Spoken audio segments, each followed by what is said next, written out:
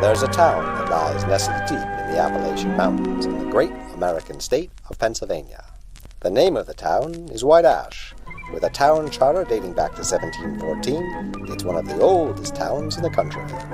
And as you can tell from how hard those smokestacks are puffing, it's also one of the coldest. Thankfully, the people of White Ash have a secret that's dark and very deep. A secret to keeping warm, bituminous coal. From bituminous coal as a product ingredient comes heat, power, transportation, and necessities and luxuries almost beyond count. And where, you might ask, does all that coal come from? The answer is places like Alden Mountain and towns just like White Ash, where it's dug from the mountains by the hardest working men in America, our coal miners. But while an industry supports the town supports the industry. Here are two of White Ash's finest young entrepreneurs, Catlin and Kyle, owners of the Double K gas station. Coming or going, they'll get you there. But a town can't be all work and no play. Hello, Alec. Hello, Lillian. Where are you two kids going? Why, they're going to SIF's. Don't let its Nordic theme fool you. The most popular place in every American town is the local diner, and SIF's is no exception. Home to the world-famous Stack Attack, SIF's have been filling the bellies of White Ashians since 1895. Yes, White Ash, founded by men who came from the four corners of the earth, bringing with them innovation, can-do spirit, and dark, dark secrets.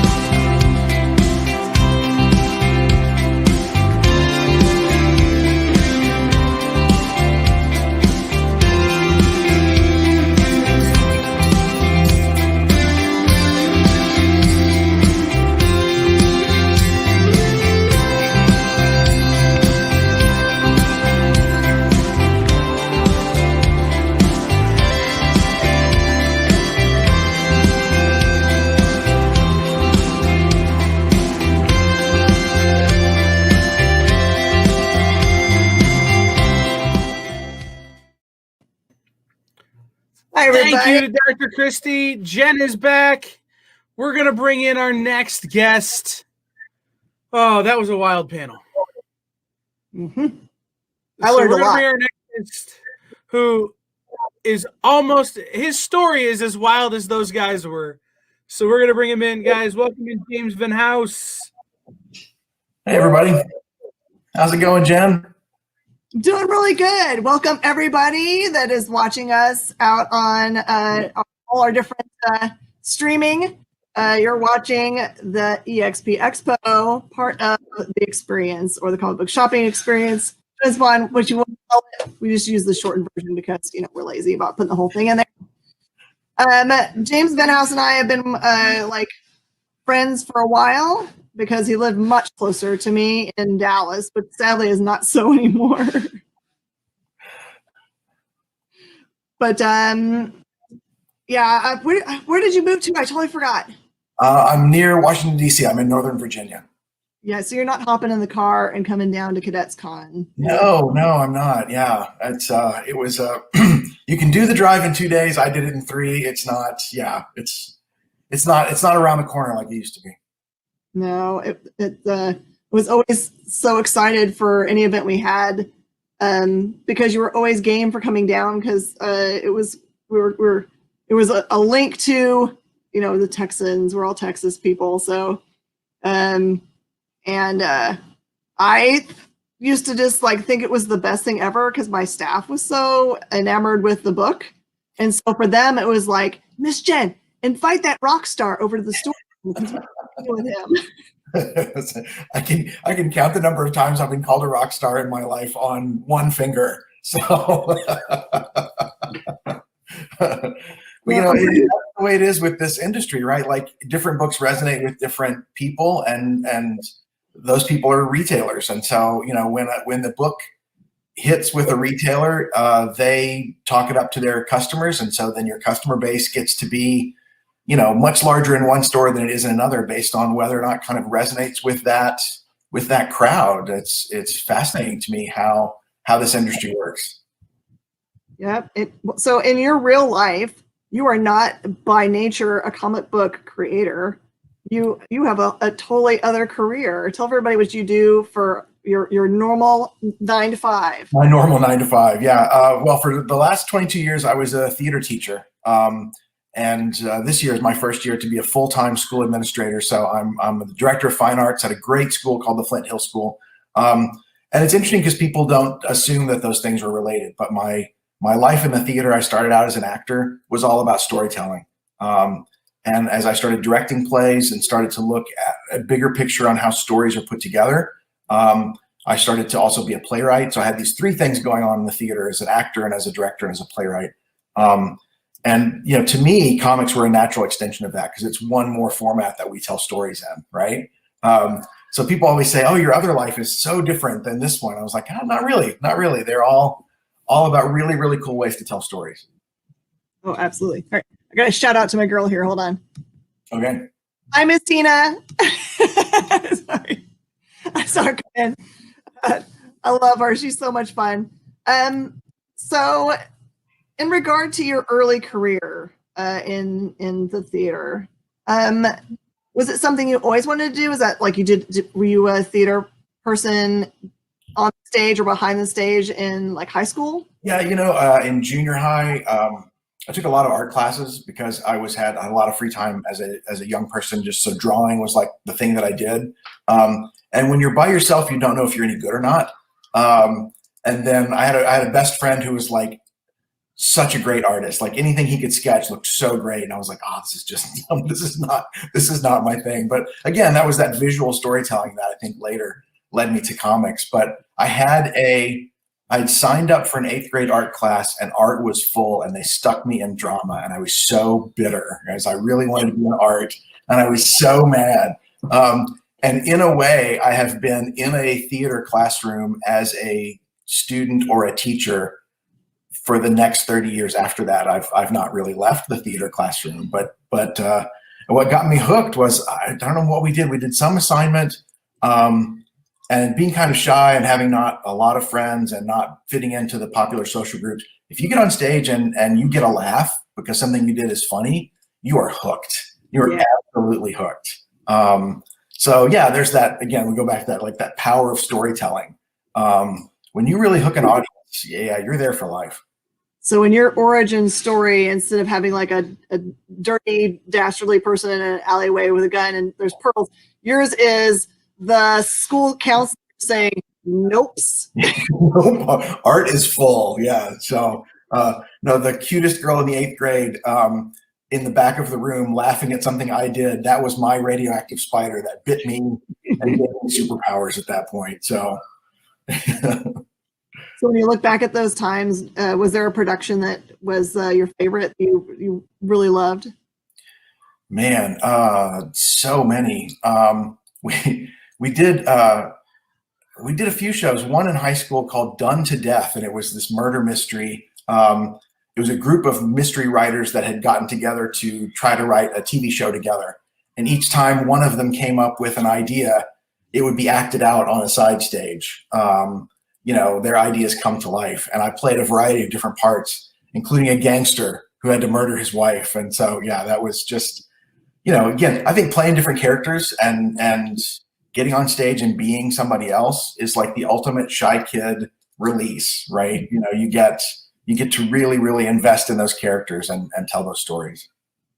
I think theater can really impact you. My father's credit, if I showed the tiniest bit of interest in anything, he used to totally take me to those things. He took me to the symphony and to the theater and just any concert that I wanted to go to. I think it was to kind of see, what inspired me to want to do things. And I can remember going to see in Austin, they have this little tiny theater in Zilker Park. And I went to see Brigadoon there, and it affected me deeply. Wow. Yeah, no, I think everyone has one of those stories, right? Their first theatrical experience, their first thing that they sat and watched. We had a school field trip when I was really young to see, I think, a production of The King and I, the Roger Hammerstein musical. And I think the thing that amazed me, I don't know why this stuck with me, was that it was one of those shows where they didn't do blackouts in between the scenes. They just sort of dimmed the lights and you could see the stage crew moving the scenery, and that was kind of part of what you were supposed to see. And I was fascinated by that. Like, actual people are moving actual objects and creating different spaces, and that it's okay for us to sort of see that and peel that back. Yeah, no, that's a weird thing to remember for your first theatrical experience, but I was hooked by set changes. I don't know why why that hooked me, but it did. Yeah, it did. And I'll tell you, the other thing I learned from that experience is that you usually think that like what you want to be is the main characters, right? Everyone's always trying to be the main characters in there. But the thing I remembered about that production specifically is there was a woman that played a part that was, I don't even know if she had a speaking role, but I watched her specifically through the whole play because she was so good at emoting, and her body language and everything she did made it more real. So I was like, I'll never be able to, I don't remember her name. I don't know how to get in touch with her, but I hope that she went further, because it's like those, don't think that because you're a side character in any industry that you're not like the lifeblood of it or being noticed or like someone's favorite thing ever, because it was what I learned about that. I did a production of Death of a Salesman in college, and the main character, Willie Loman, has two sons, Biff, who's considered sort of the lead of the show, the co-lead, and then Happy, who's a much smaller part. And of course I was going out for Biff, everybody was, and I ended up getting Happy, and the director said, you don't say a whole lot, but your face, you are reacting the whole time, and I need that in the show. And I have, to this day, still don't know if he was just gently letting me down or if that was a real thing. But I took it to heart, right? Like, everybody on stage has got to be in that moment and processing the information the way your character would. And everything happens through your face. Everything happens through the way you react to what's going on. It draws people into the story because they're reacting to it too. So those smaller characters get to be like the avatar for the audience. And you get to see the play through that character's eyes. And that's an important part. So I'm sure you've had lots and lots of students over the years. Is there anybody that kind of like, maybe not that went on to be famous, but like stuck in your mind as being like really talented? Yeah, several. Yeah, a lot of them from my most recent experience are musical theater kids, and some of them are straight actors, in plays and movies, and that they all have just a love of theater, whether they do it community theater or whether they're doing it professionally or whether they're just season ticket holders at the Alley Theater in Houston. Like, it's just that lifelong love of theater and storytelling that interests me. But yeah, I've had some amazing kids. The kind of students that I think every teacher will admit, maybe not on campus, but in situations like this, we can admit it. You meet those kids, you're like, this kid's going to be good no matter who their teacher is. I just happen to be here when this kid walked through the door. And you hope to be able to sort of help them through their 4 years of high school or, whatever time you have them with, and facilitate their, moving on to the next step. But they're going to be amazing no matter who their teacher is. So those stick out. And the kids that are really helped, the kids that will come to you later and go, well, if it wasn't for you, I wouldn't have made it through high school. If it wasn't for you, I wouldn't be doing this. Those, you remember those too. I think teachers probably need to hear it more often when they've impacted our lives. Sometimes it's just too late for us to be able to go back and say, because we didn't know until way later in life what the impact of their involvement in our early life was. The teachers deserve a lot of credit for being there for us when we're in the most awkward phases of our lives. We are. Well, now that I'm in a position to mentor teachers, one of the things I tell them is you're not going to hear that as often as you think you should. Like, how much work you put into making sure that kid was successful. But to them, it was school. And especially younger kids, they don't really know how much effort the teacher puts into creating a positive atmosphere in the classroom.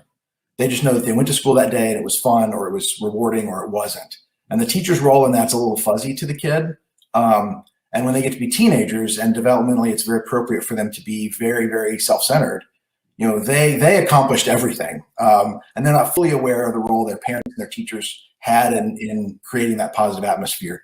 So you sometimes hear thank you from the really aware kids that are sort of cognizant of that and can think about other things. But most of the time, their success or their happiness is all the thanks you're going to get. And that's okay, because that's appropriate too. Mm-hmm. Yeah, I just think you probably have a lot of things to deal with as a teacher because you don't know what happened right before they walk into your classroom. They got tripped in the hallway, or someone pushed them into a locker, or they just broke up with their girlfriend, or they just got great news and they're so excited they can't focus anymore. So you have a lot coming at you, like stuff's crazy going on at the house. Yeah, it's the home stuff really that you get a lot of, and you learn. I think that's part of your training as an actor. So theater teachers or performing arts teachers in general, choir and band, those teachers can get a really good sense of reading the room. Mm-hmm. And just, I'm not going to call on that kid today because I can see that they're having a hard time, and let's give that kid a break and let's come back to that kid later. And that, again, kid is sometimes completely unaware that that's what you're doing. But you learn to do that over the years. And that's that acting training. Like I can see by the look on their face how they're feeling and what kind of day they're having. So how much is like script writing for the theater like script writing for comics? Well, that's a great question, because to me, I don't see a big difference, because that's the way I write scripts. Like I write scripts that are very dialogue centered. For some people have heard the story, you've heard the story before, but I sort of broke into comics by just deciding I would make comics today, right? So I had this idea, and I read every article you can possibly read on how to break into comics, and they all say the same thing: make comics. And it's a little bit different for artists who can have a portfolio, and very, very good unpublished work will still get you noticed.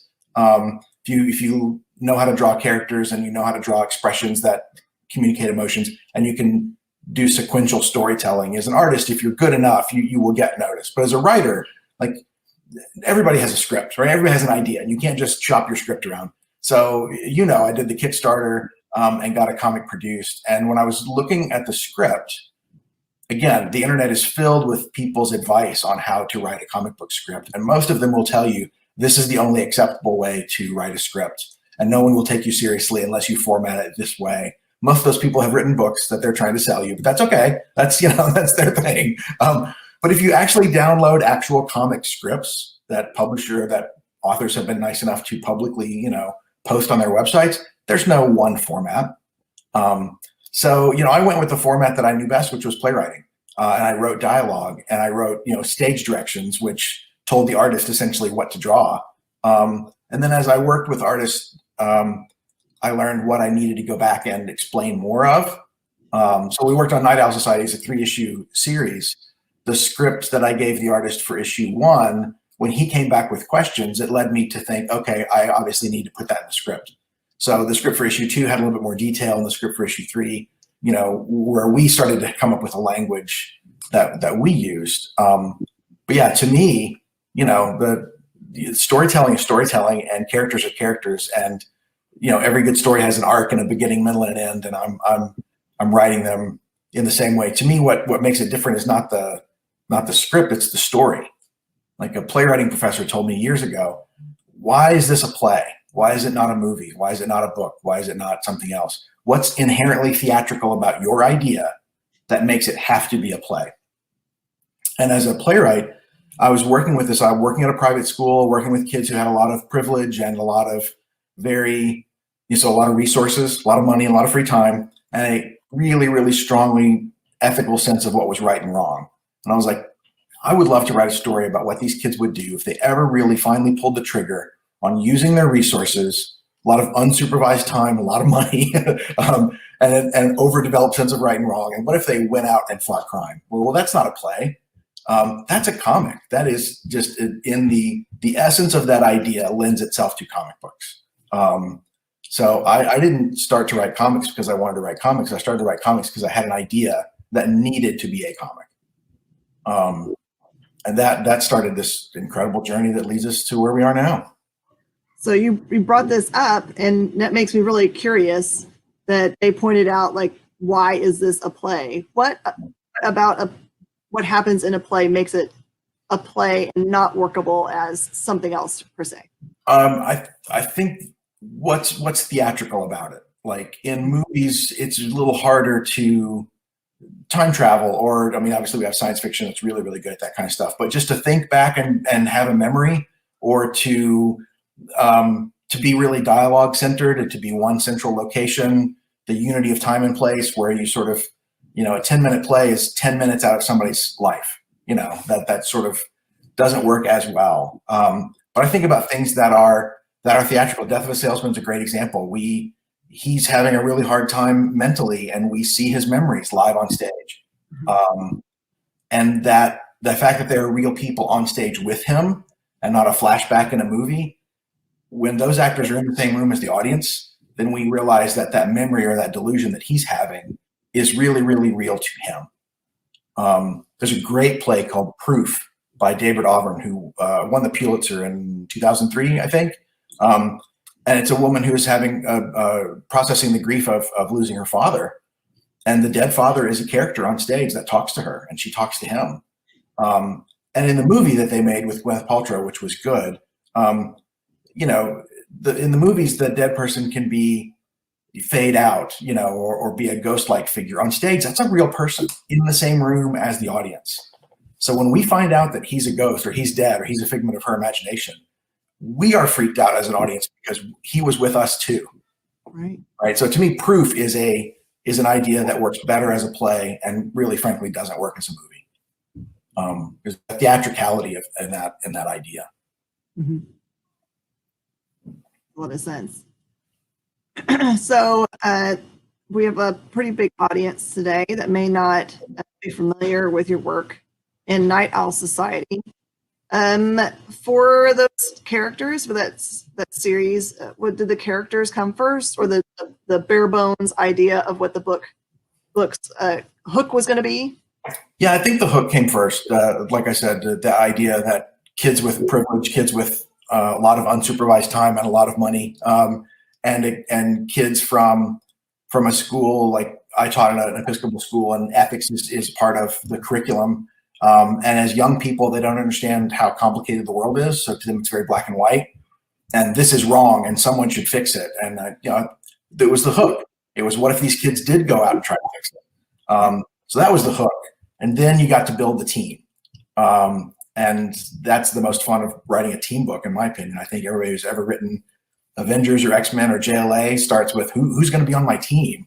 And I thought, well, who would do this? It would be a kid who, maybe suffered a loss or had a reason, and had nothing to lose, right? Like his family situation, his friend situation. The person with nothing to lose is going to push the story forward. And he's going to need certain people. He's going to need muscle. He's going to need a computer expert. He's going to need a person who knows how to get things. He's going to need, somebody who's really good at fighting. And so I started to look around my own school and see, these kids are all here. Like a super team exists in every school if you know where to find them. And it was really, really fun to put the characters together. So yeah, hook first, character second. And I thought, what would they fight? Who would they go after? And because mobs are such a fun things to write and fun movies to watch, and their families too, and they have their rules and they have their, sort of organization that goes in deep. I thought, yeah, they would fight the mob. There would be a mob issue that they would need to find a reason to stop this guy. And from there on, yeah, it was just fun writing. Really, really fun to write. I find it interesting that, yes, you're right. All of those characters, you need all their skill sets. But I think about them in terms of people in high school. Like, I think it would have taken more pages of convincing than we had. Yeah. I assume there's other stuff that happens between the panels. Yeah. And good comic book writing, just like good playwriting, the audience imagines the stuff you didn't write and fills in the blanks, but you've created the framework that leaves it open to that. One of the things that made Night Owl Society so much fun when it came out was just that it was, from a sales point of view, it didn't blow the roof off, but from a customer engagement point of view, like everybody loved this book. And I'm not trying to, toot my own horn, but it just was so well received because people just resonated with these. But everybody said, I want to hear more from these characters. And I very rarely hear, I want to know what happens next. I heard, I want to know more about these characters. So yeah, Night Owl Volume 2, Series 2, that I have partially scripted, but mostly in my head is an issue devoted to each character. Because I think there's a lot of stories there. Mm-hmm. I think you're right about that. I think, so are you going to try, this is the M. Night Shyamalan problem. He did such a good job of having like this crazy reveal in the first series that it's one of those jaw-dropping moments where you're like, what? Are you going to try to have those moments of these characters in their books, or just explore them interestingly? I think there are the answer is yes and no, which is like the worst answer ever. Because you don't want to get trapped. I think you bring up a great example. M. Night Shyamalan got trapped in that, right? Like now everyone in all of his movies is expecting a reveal. So now they're looking really, really hard. So you have to make that twist extra unrealistic to actually surprise anybody. Or you make it a decent twist, but because people were looking for it, they discover it early on. I sat there and watched, what was it, The Village, which I thought was a great movie. But the whole time I'm like, yeah, this isn't real. It can't be, because it wouldn't be an M. Night Shyamalan movie if it was. And so, you can get caught into, well, my thing is crazy reveals. I guess I have to have a crazy reveal. I think when the story lends itself to that, you do it, and then you don't if you don't. I have 2 secrets in this universe that haven't been revealed yet, that they're characters that I know have secrets. They've already met the characters. I think will reveal more, that there's more to this world than people think. And that's going to be fun to write. It's going to be a lot of fun to write. Yeah, I think that specifically in that movie, there's a masterclass section that happens in filmmaking. That it's just like that moment when they take all the sound away and the character looks down and sees him in the chest is just masterclass. Yeah. Yeah. And it's gotta be motivated by the story. It can't just be, well, here's the time where we put this in. But yeah, when it works like that, like what you described, it's incredible. And to your credit, when the stuff gets revealed in your book, it feels like that moment. Yeah. It's like going along just fine. And then, bam. Well, thank you. That's really great to hear. I think I yelled out loud, honestly. Yeah, if you write those reveals well, and I tried really hard to do this. I mean, panel by panel, looking at what clues are too many and what clues are too few. That people should say either I never saw that coming, or I should have. Mm-hmm. It was all right there in front of me, but I didn't put the pieces together. Because if your reveal is too unrealistic, people will go, well, that doesn't make any sense. It's just got to be, plausible enough where you go, oh yeah, no, that would happen. That's exactly where. And then there were clues. I didn't see them. So yeah, that's fun to write.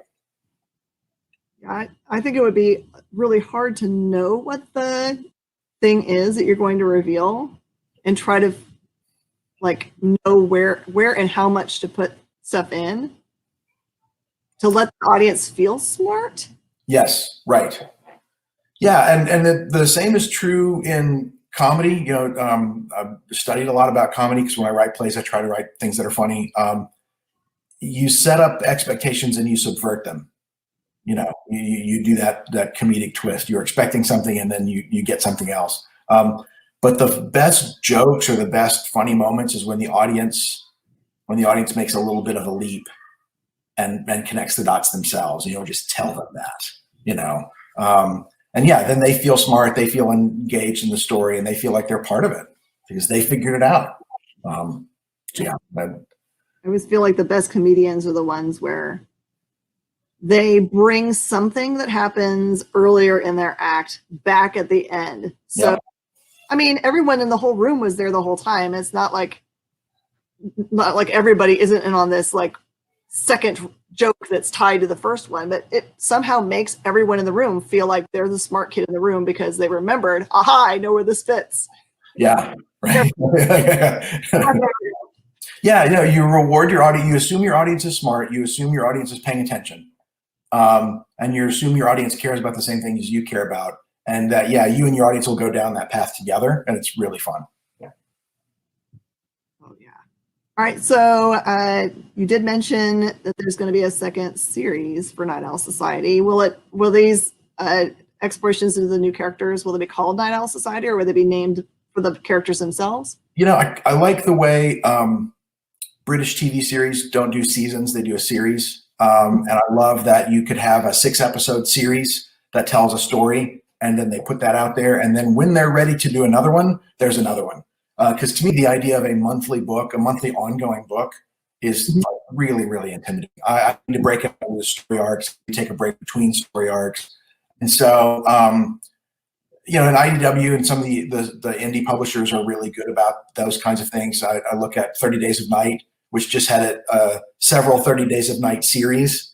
And they felt like they had a new story to tell. So Night Owl Society : whatever my subtitle is after that.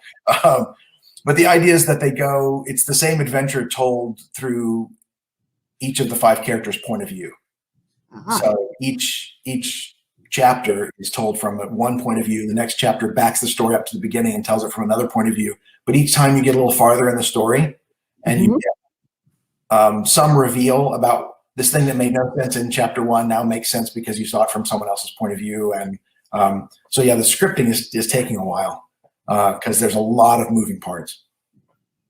Yeah, you have to make sure that when you go back to another character that they don't mess up another one's storyline that you're hoping for. Yeah, exactly. Yeah, you got to have the whole thing plotted out before you can start. But I draw a lot on my school experience. I've taught at 3 different private schools, and there's each of them have a different culture, and each of them have a different identity, and there's just some things that are really unique to that.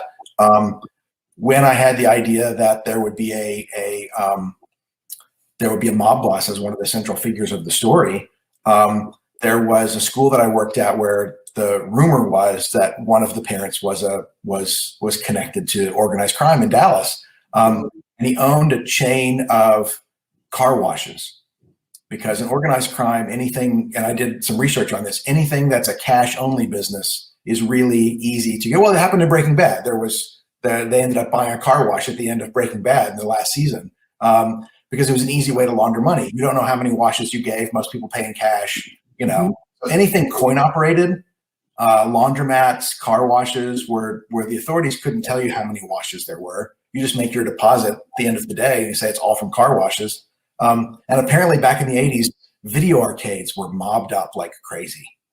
Oh, that makes sense. I know, right? So it's all quarters. So we used to joke that they would pay their tuition in quarters. But the idea was, and then we had at that same school, Don Henley's kids went to that school because he decided that it was a good school and that really not a lot of people had heard of it. It was tucked away in a little neighborhood. It was a small school. It was a good school. And that his kids would not be, and he could come to school when he could, and there would not be photographers. Because there are some, like there is in Houston, there's some very well-known, very well-thought-of private schools. So if he lived in Houston, he's not sending his kids to Kincaid. He's not sending them to St. John's. He's going to send them someplace else. So this is the way it was in Dallas. And what it led to was that other musicians in Dallas got the word that this place is cool for your kids to go. Mm-hmm. So Andre 3000 and some of those people were sort of on the admissions tours every once in a while. And so there's the way to build a really, really cool universe in this that would bring in all kinds of incredible characters. I also met a woman who's the mom of one of my daughter's classmates. She walks with a bit of a limp, and I asked her one time, what's the cause of that? I don't remember how I asked it. It wasn't like that. And she goes, well, I was shot in the line of duty. And I went, really? What did you do? She goes, oh, well, I look really young. I went undercover in high schools. And we were looking for a particular drug guy, trying to get a connection with him. And I made friends with his son. And I was like, oh, that's going in the book. So I don't know if that's in series 2 or in series 3 or at some point like that idea that there would be that the people, that the leads don't know who to trust because we don't know who's connected with what. We don't know who's connected with the mob. We don't know who's undercover, like that constant sense of danger. And that the lead characters in the book suddenly realize I'm not at the school I thought I was, or my friends aren't who I thought they were, or my world is different than what I thought it was. So their reality sort of changes, at various points throughout the saga. There would be some time where the rules for the lead characters completely change.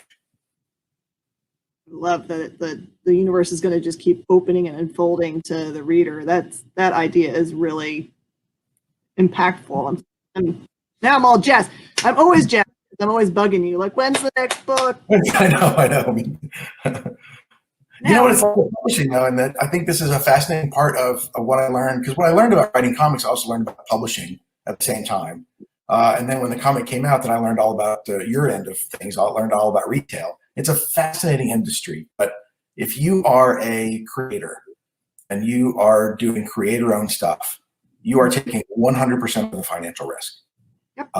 And that business model to me is not my favorite business model. And I worked with great people at IDW. I loved the people I worked with at IDW, but their creator-owned thing, and I imagine this is true with many publishers, you need to produce a fully produced, lettered, colored, formatted book that you just simply upload to us. We will print it and distribute it to comic shops all over the country and put it in the Diamond Previews catalog and in-house ads and other things. We'll do all that. And then we'll split the money at a rate that I imagine is different, from creator to creator. But I'm not a writer artist. I'm just a writer. So I have to pay an artist, and I have to pay a letterer, and I have to pay a colorist, and I have to do all of the financial risk. And if my royalty income doesn't pay me back, then I lose money. But my editor, who's a wonderful man, is on salary. And whether my book succeeds or fails, he gets a paycheck every month. And so like that model, and I'm not saying it's anybody's fault, but that just sort of pushing the risk down to the creator is something I'd like to see changed, which is why the projects that you and Kyle and people are working on, just a more direct connection between creator and customer, a more direct involvement with comic shops in how the business, how the industry works. I'm following that closely because I think that's something needs to change. I just want to, I have a feeling that there's an awful lot of really great work out there. That's one of the things I learned from COVID shutdown, when we made just this mega group called Plan C, which is just all the creators and publishers and retailers that we could find, throw them all in one room together so we could still, make things happen. The thing that I've realized is that there's a lot of really amazing self-published work out there that I would have never known about. Yeah.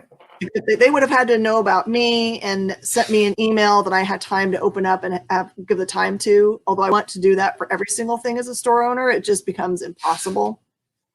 But that slowdown, as much and as horrible as COVID has been, that slowdown has allowed a great many small projects to be seen by small publishers. And I can kind of see from that group, there's stuff that got grabbed out of there and is now, I see announcements about it showing up at small press, which makes me so happy that it's going to get to a larger audience, because there was some stuff that just blew my mind that it hadn't been picked up by a publisher.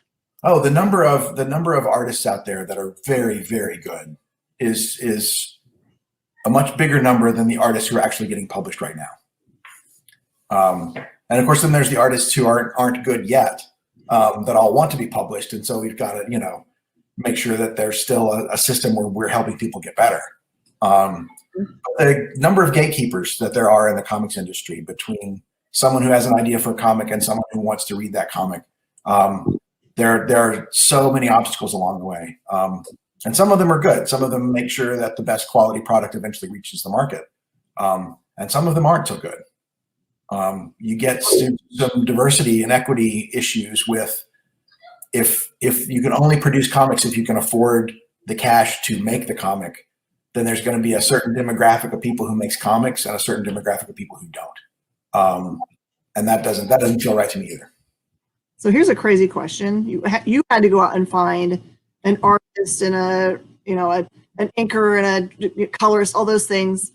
And there's not like theartiststore.com where you can go and find them. How did you hook up with your team? DeviantArt, and just sort of looking for things like that, and scrolling through people's portfolios that they have online. I know there's a Facebook group now connecting comic artists and writers. And it's a really good Facebook group because the rules are really, really clearly laid out. If you're a writer and you're looking for an artist, you must publish if this is paid or free, or you must publish a page rate. You must publish, and so you're connecting people in a way that's semi-moderated, so that you're not getting people who are trying to take advantage, and also just educating new people as to, if you want to hire an artist, this is what it looks like, or if you're an artist and need someone to write your script, like here's the right way to go about the professional standards that they have. But yeah, just the legwork of the internet. And I found Pius back, who wrote, who did the art for Night Owl Society, through his DeviantArt page. He lives in Lithuania, had not done a sequential story before. He'd done some character designs and some comics. This was his first comic. He's since done comics for Boom and for Dark Horse, doing covers for the Stranger Things. Like he got started with Night Owl Society, but living in Lithuania and doing everything over the internet, we still have never met. Yeah, I've been to so many conventions where you see a panel and everyone kind of like goes to sit down in their chairs and they're kind of like, "Aha, nice to meet you, nice to meet you." And you're like going, these guys have been working on the same series for years and years, but you don't realize that they don't ever have to be in the same city, country, room at all to make an entire book happen. And that sometimes it's years and years before people meet each other in person. That's mind-blowing to me. Yeah, Pius told me one time, because back when the book first came out, we were hoping that he could come over to the United States and we could do some shows together. And he said, "My dream one day is to come to the United States." You think, wow, like what we take for granted, sometimes it's a little bit of a reality check. And now with COVID, like I'm not sure, how that would ever work. But he lived in London for a while to get work as a commercial artist and as an illustrator. And then at some point he realized, all my clients were using email and FaceTime anyway. Might as well go back home to Lithuania where he can be with his family, and it's a whole lot cheaper than living in London. So, so he's able to be very, very successful. And there's a lot of artists in Malaysia, and there's a lot of South American artists that are working in comics now. And I think electronic communication has really opened that up. Mm-hmm. How about your letterer? How did you find them? Same way? Say again? Your letterer, did you find them the same way? Yeah, I don't remember where I found Marshall, but some sort of, I think there was another either Facebook group or I'm showing my age, bulletin board, electronic bulletin board out there somewhere. He's like, "Yeah, I'm available." And I think Marshall put me in between projects. He's the letterer on Animosity, which is a fantastic series from Aftershock, right? And a very, very well-regarded guy. And I needed him at a time where he had a hole in his schedule. And bam, he was great to work with. I always think that letterers are that kind of like magical part of comic books that we always see, but we don't ever register in our brains that that's part of the magic that we're viewing. Because when you find like really truly small press people that don't have a letterer, that they just like type in stuff into the computer and you can see that it's like a cut and paste, that it takes you out of the story. You just don't realize how much it pulls you into the story, the lettering does, or can make or break a story if it's not great. Yeah, and I think it's one of those thankless jobs. Like in the theater, lighting design and sound design are like that. You should never notice the lighting. You should never be sitting in the theater going, "Wow, those are great lights," because it should just help tell the story. But you really notice it if it's bad. So if you're a good letterer, your job is to tell the story and sort of not be in the way of the story. And if I'm really, really impacted by a story I read in comics, I don't think, "Wow, that was great lettering." So yeah, you really only get noticed if you're bad. And if you're really, really good, you're not noticed at all. So I think it takes, some experience to really find the good ones. Because they're not noticed. It's a skill that I'm amazed by, because to my eye, those letters look like they have to be, they're so uniform in the style they're using that they look like they have to be typed or something. But I know that they're hand doing every single one of those, and my mind just cannot wrap itself around the fact that it's so perfect.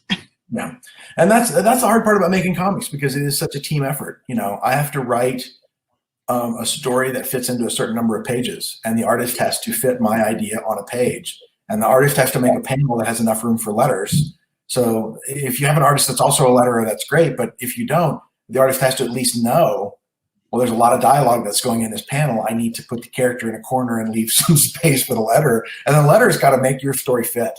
And it's really interesting. I did in playwriting, you don't worry about every single word, but in comics you do. Mm-hmm. Like I would look at a panel and go, "Wow, that's too much.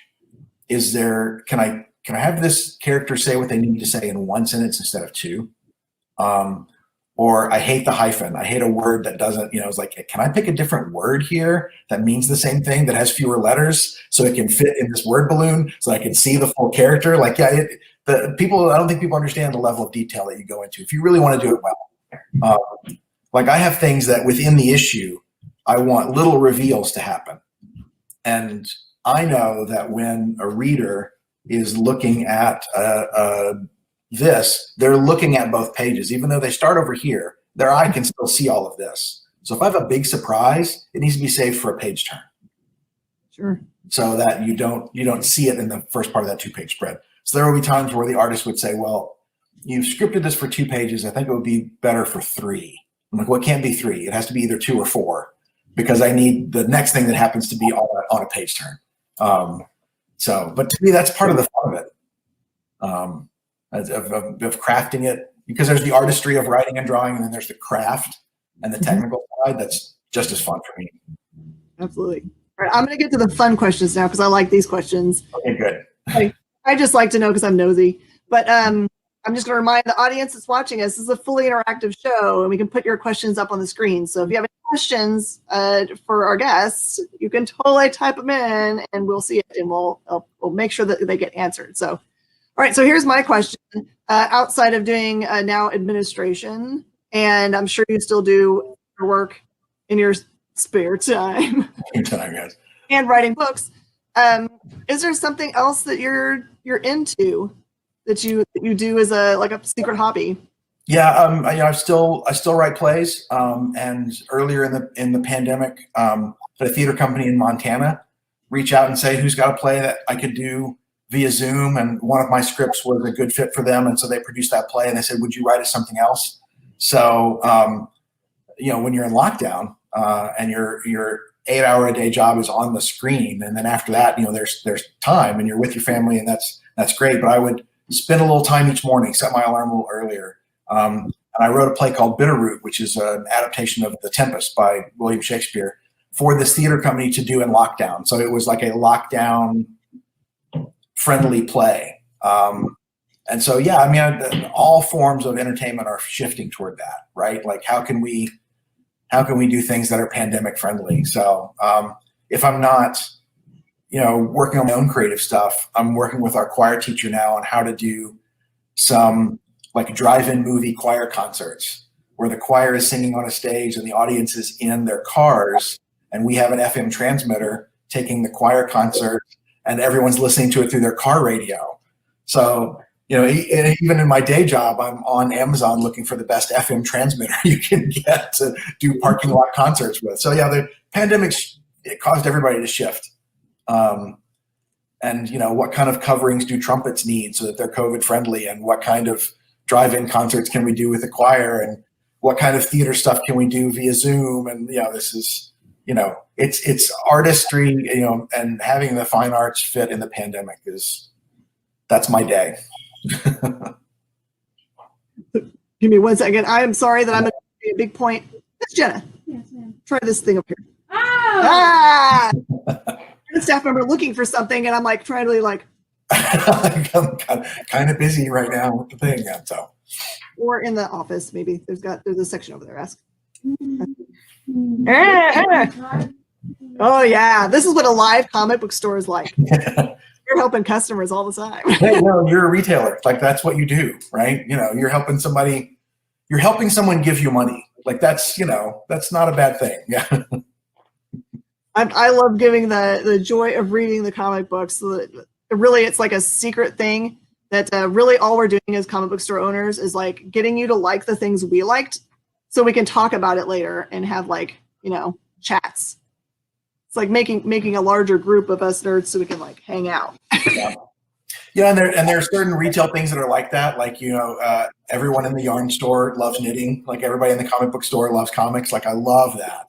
And if you ever go into a comic shop where nobody there seems like they're having fun and nobody really likes what they're doing, I always think I'm going to check back because I bet this store's not going to be here after a while. I would assume they just had a day that I didn't know about before I walked in. I always at least go back one more time to see if like everything is okay. Oh man. So okay, what was the other thing I wanted to ask? Oh, my other fun thing I'd like to ask is, do you have any hidden talents that we don't know about? Oh man. Yeah, I think I'm one of the lucky people that like everything I do, I get to do as part of my day job and my hobbies. Like there's so much overlap between the two. But I heard you ask that at the scout panel, and they're like, I used to be a police officer. I used to play baseball. I'm like, I've just been doing this. Like, this is what I do. I act in stories. I write stories. I read stories. I help people tell their stories. No secret. I don't know. I don't think I have a secret. Don't secretly collect rocks or have a bug collection or no, not a thing.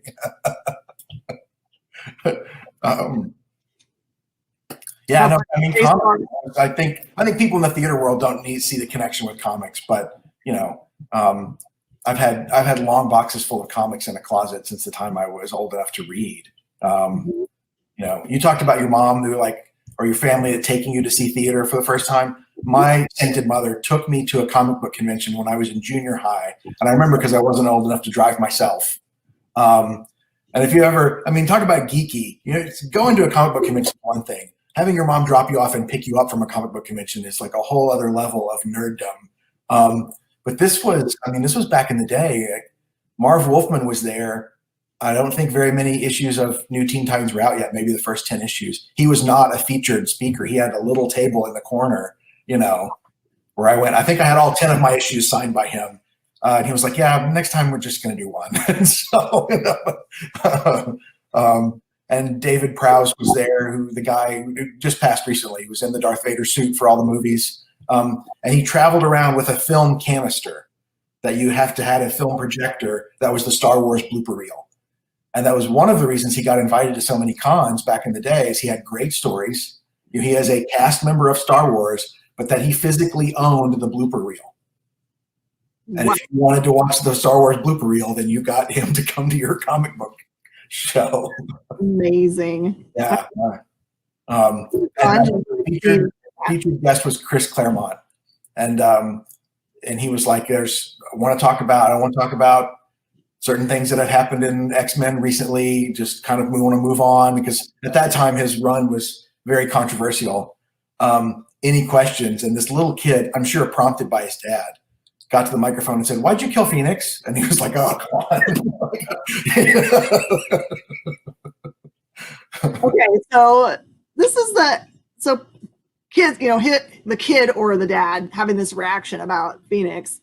Like, to me, Chris Claremont is the reason why I fell in love with comic books, because he could write character development so that I cared about the characters so deeply. Like, he's affected me so deeply that to this day I hate Cyclops, because it was in the way of Jean and Wolverine / Professor X. I didn't care which of those would win.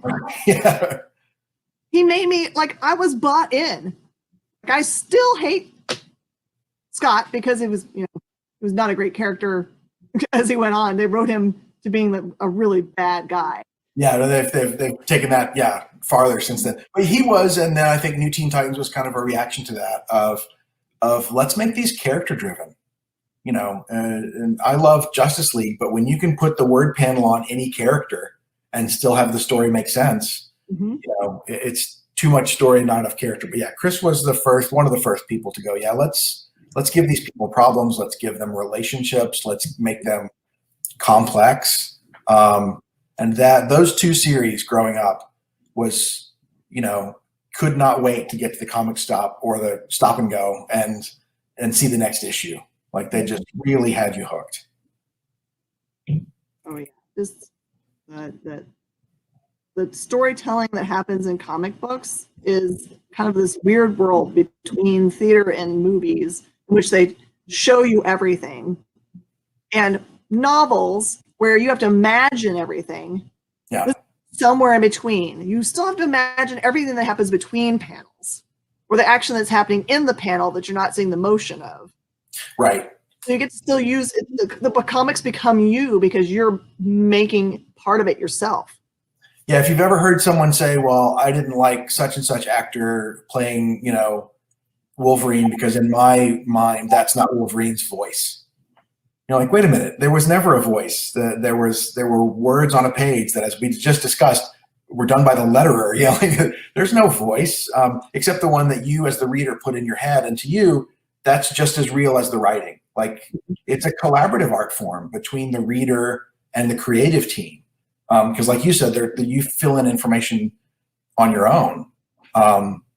And you hate Scott, and Scott's not a real person. And so, but there's a level of it that is real to you. There's the hook. That's the hook that good writing and good comics can do. And unlike movies and anything else, the sequential episodic nature of it is just a blast. Mm-hmm. That I'm still a big fan of the floppy because I want to see each little chapter evolve. And I think the waiting in between is an important part of the story, and crafting it that way. Comics to me like floppy comics will always be to me what X-Files was to me back in the 90s. Yeah. Where on midnight, no matter what happened, you went and got your box of Taco Bell, tacos for $5. I'm sorry, I was a poor young person then. Yeah. We go and sit in front of that TV. You did not miss it. And every single episode, especially this season cliffhangers, had like crazy, like you screamed at the TV because you knew it was a year before you were going to find out what was next, or right. what was next. And that's what comic books are when you have them as individual monthly titles or bi-monthly titles. I think Disney's doing a great job of, because we're in this age of television now where we're a second golden age of television, right? I think kind of started with The Sopranos and The Wire, and it's like continuing. And we've done a little bit with, okay, well, let's release the whole series at once and let people watch it on their own. But Disney was like, no, Mandalorian, one a week. 1 week's all you get. That episodic nature of it, they know that that's part of how much fun it is. Have you seen WandaVision yet? Have you seen those 2 episodes? We haven't, because I was going to be basically doing this all the entire weekend. I'm going to have to try to convince my husband on maybe Tuesday or so on to turn it on. Because I was waiting. I missed Mandalorian, but it wasn't because I didn't want to see it. It's because I was waiting to turn it on until WandaVision and Bucky and Sam's shows came on, because those are the ones that I was like, I have to have those. Snippets. Have you got to binge it yet? Yeah, that's I won't spoil it for you, but they're both half hours. They're small, little chunks for WandaVision. It's hooked. People are saying, well, it's not enough information. It's not a movie. It's not a beginning, middle, and end. It's a chapter, and some of those chapters just get you a tiny bit hooked. If you have no idea what's going on, I think that's great. I think that's great storytelling.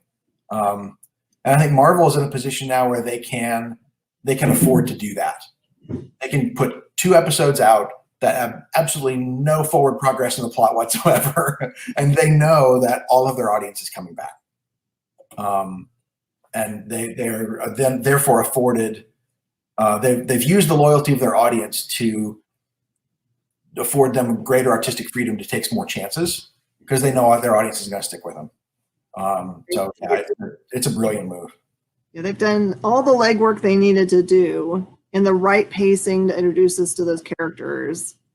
That they're our family now. Those characters, we feel their pains, and we are with them when their triumphs. We are them. So this, whatever they want to put on, as TV or as movies from now on, I think really anybody that bought in to any of the movies at all is going to be along for the ride. Yeah, no, I think on the movie side, I think Black Panther and Captain Marvel were, a lot of people saying you can't have a female-centered action movie, you can't have an all-black cast in a superhero movie, and then they did both of them very well because they knew their audience was going to follow them no matter what. Guardians of the Galaxy on paper should not have worked. There's no way that that collection of characters should work, and it did. And the audience went, okay, whatever you got, I'll go. If it's got Marvel in front of it, I'm going. Yeah. Guardians was that first movie that we were like, I don't know anything about those characters. I own a comic book store, and I've been in it since the 90s. I didn't know anything about the Guardians of the Galaxy.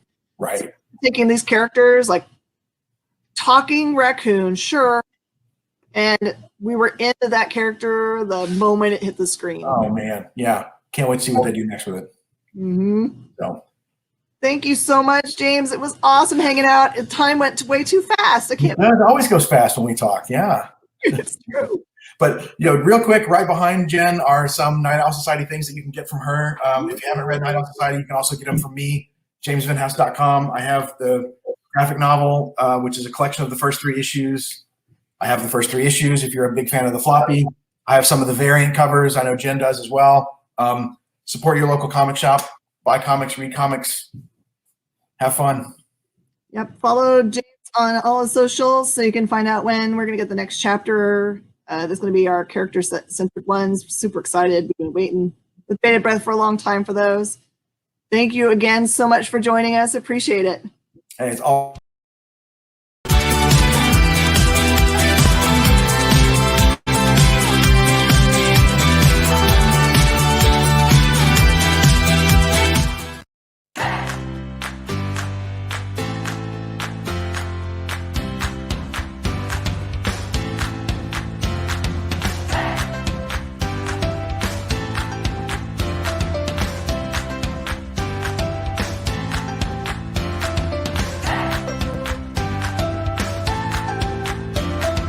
There's something for every imagination at your local comic shop.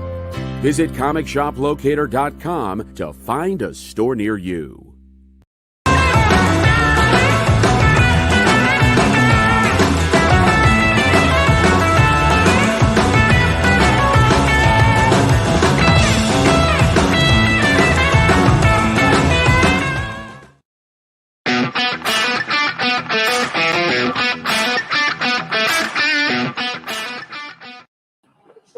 Hi, everybody, and welcome to the Experience Broadcast Day beginning. It's Monday, and we've got some majorly cool stuff coming up for you guys. We've got back-to-back interviews today. We're starting with someone super cool, though. Welcome to the Experience, Brent Peeples. Hey, Brent. Hey, what's going on, Jen? I'm sure all you guys know Brent from all of his work with every single publisher out there, probably. Almost, not anymore. There's so many. There's a lot now, but yeah, pretty close. Yeah, there's some newbies out there that haven't found you yet, which is crazy. But yeah, there's some. You've got some really great work out there. People are most familiar with you maybe from your DC work with Titans or the new Superman, or your Marvel work with the Earth 616 characters like Isaiah Bradley, which is super hot right now because of the new show. Yeah, you've got working with some of my good friends over at Dynamite, doing some legendary Green Hornet. Yep, did that. What else did we do? We did the I did that Gold Key stuff over at Dynamite too, which was fun. With Phil Hester, that was a good time. Let's see, Ghostbusters IDW. I think there's so much. Zenoscope. Yeah, that was my first work. Yeah. So you've been doing really great work since it looks like 2010 was when you really got broke in. What was your very first thing you broke in to do? Very first thing was Grim Fairy Tales. Yeah, that was 2010. So I did a couple issues of that. Then did a little bit of run on Sinbad, and then after that is when I did the Last of the Greats over at Image with Josh Fialkov. That was in 2011, I guess. Yeah. So starting out at Zenoscope, we're big fans of Zenoscope here. So it's like I try to explain to everybody that they're like, yes, they have very pretty covers that make you believe that it's just about the pretty covers, but that's not really it. They have really great, strong female protagonists that are all amazing. Yep, and I mean they definitely have a following and a very strong fan base. You know, the fans, those fans are very passionate. It's kind of like Valiant fans. Valiant fans are extremely passionate about Valiant and the characters and the stories. So absolutely. So, did you have a favorite character to work on in the Zenescope universe? Not really. I mean, when I did Sinbad was fun just because of the different types of characters that were, you know, in there. But, you know, on Grim Fairy Tale, I don't know. There were so many different things I got to do over Zenescope. So, you know, of course, drawing the ladies is always fun. But I did, you know, I did an issue that had a bunch of goblins in it, and those were fun to draw to. And so I really didn't. I never really have a favorite character. I've yet to draw anything where I have a favorite character to do, if that makes sense. Sure. There are some that I probably enjoy more than others, but I still wouldn't say they were favorites. So when I did Titans, I enjoyed drawing the entire team. You know, I had moments where I was having more fun drawing Beast Boy at the moment, or there's, you know, I get to draw Nightwing. This is a super cool moment type thing. But, you know, you know, drawing Raven was just as much fun as drawing Miss Martian for me. They're different personalities and the way that you can play with the characters. You know, it's not just drawing. For me, it's not just drawing the character. You know, reading the script or knowing the characters and finding out what their personalities are, what their quirks are, those types of things. You know, and you get to play around with that, like doing New Superman. You know, drawing the cockiness of Colin Keenan versus, you know, a different character. It's fun getting to play with the different. So I've never really found a character that I'd like to necessarily that's my favorite. I kind of find love for all the characters that I'm drawing whenever it is. Kind of hoping we get to see that character again, because it's like that run happened, and then I don't think that character got drawn over into anywhere else in the universe, which makes me sad for him. New Superman? Yeah. Yeah, I mean, I know when the run was going, he popped up in a couple of issues somewhere else. Like I think he popped up in Justice League somewhere, and he popped up in something else. But yeah, he never. What? That's Adam Freeman saying that you're dreamy. Oh, you're not wrong. Oh, there he is. I just figured out how to work the comments. Awesome. You know, so it was, you know, yeah, I mean, he popped up, but it'd be cool. I would love to. And I think, I mean, Victor Bogdanovic, who started the series, has even said, you know, on Twitter or something that he would love to draw those characters again. It was just a really fun book to draw, and you got to play with these archetypes that were still new characters. So you had, you know, there's a little bit more freedom to play, and it was fun. So if you were going to put that character onto a team that currently exists, where do you think he'd best fit? I don't know. I think it would probably be cool to place him. I also kind of have this love for characters that they're mainstream, but they're not your heavy hitters. So, you know, I've got this love for, you know, characters like, you know, Blue Beetle and Booster Gold and stuff like that. Like, I think it would be cool to put Booster Gold with him with New Superman and let them kind of have like this duo kind of thing. You know what I mean? I think that'd be a fun match. I think maybe throw Blue Beetle in there too. That'd be cool. Just let them all three just hang out. Some kind of shenanigans through time and space. Yeah, I think it'd be fun. Mm-hmm. I like that idea. And especially because Colin Keenan was, you know, he was at the beginning of that series. I mean, you got to see him grow and turn into a hero he was supposed to be, but he always still kind of had this cockiness about him. You know, he was always a little bit arrogant. and Booster Gold's arrogant, and it would just kind of be nice to see those two play against each other. Absolutely. All right, so I know you've got something really cool that you're working on right now. Is it live right now, the Kickstarter for it? Yeah, the Kickstarter's live. We actually have my website right now. It says, I thought it was 12 days. We have 11 days to go. Oh, so, wow, you're right in the middle. Yeah, just shy of 2 weeks left. Yeah, it's my Kickstarter. It's called Take the Monkey and Run, which is my first creator-owned thing that I'm trying to get launched since I did Last of the Greats and with Image, which is I was co-creator then. The alcohol brought the project, had the project and brought me on. So yeah, this is my first thing that I'm writing and drawing at the same time. So yeah, kind of nervous, but really want to get this thing launched. I've been sitting on it for 2 years. And it's been taking the back burner because of work for hire stuff that, need to get done. But right now I've got the ability to work for hire if it needs to go slow. So I've got the time to fill. So I want to try to get this thing done. So what was the biggest challenge to take on both roles? Writing was, I thought writing was going to be harder. I mean, it's hard, but I just didn't think I could do it. I'd never done it. But when I kind of sat down and when I finally had an idea that I really liked and thought it would stick, and I sat down to write, the pages just kind of came out. I mean, they just kind of,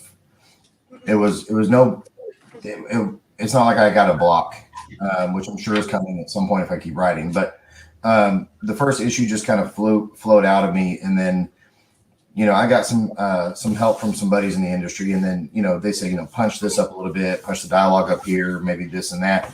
Of course, obviously, because I'm very, very green. But I mean, I would say that the writing is a little bit probably going to be the most difficult aspect of it because I'm so new at it. And I don't really know how good of a writer I am. Probably not that great. Who knows? I'm hoping it's better than I'm giving myself credit for. But I really like, I think the premise of the story, I think the idea is really good. I really do think, I mean, even being very green with the writing, I think I'm going to have a lot of growth, obviously, but I still think it's going to be a very good product and a fun book. Try not to take it too seriously and just have fun with it, What was the inspiration for the story? So I'm a big fan of Calvin and Hobbes, and I'm a big fan of Supernatural, and I was kind of thought it would be cool to put them together. So, the story's about this little boy, Mike, who's 13, on his 13th birthday. He gets gifted, well, let's go back a little bit, long elevator pitch, but he essentially has been living with his aunt since he was a baby. That's all he knows. As far as he knows, his mom just abandoned him when he was a kid. He turns 13. He gets this stuffed monkey from his mother as a birthday present. Shows up and he